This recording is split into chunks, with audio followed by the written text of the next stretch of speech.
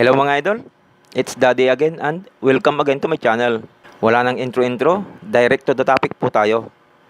So ang topic po natin ngayon, Lods, ay ano ba ang magandang gamitin? Facebook profile nga ba or Facebook page? So unahin po natin ang Facebook profile. Ang Facebook profile po ay kailangan mo pang i-turn on ang professional mode. At kung ilan yung friends mo doon is, yun po yung automatic na magiging followers mo po. And din sa tools naman po is, kailangan mo pang mag-upload ng mga upload ng videos para po maging visible po ang mga tools. Okay po? Ngayon po, dumako po tayo sa Facebook page.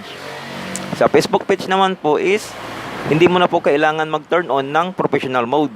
Automatic na po siya. Ang kailangan mo lang pong gawin is, mag-upload ka lang po ng mag-upload. Kaya lang po, sa Facebook page is 0 followers ka po. Magsisimula ka po sa 0. And din po, ang mga tools naman po is available na po. Okay po? Kailangan mo lang mag-upload ng mag-upload. Alright? Sana po is malinaw po sa inyo.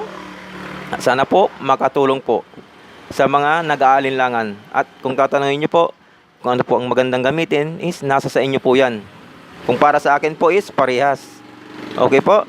Kung saan po kayo masaya, yun po ang gamitin nyo. Alright? So kung nagustuhan mong video to, please subscribe to my channel at pakipindot na rin ang notification bell para ma-notify ka sa susunod ko pang mga video. Salamat, God bless at ingat po.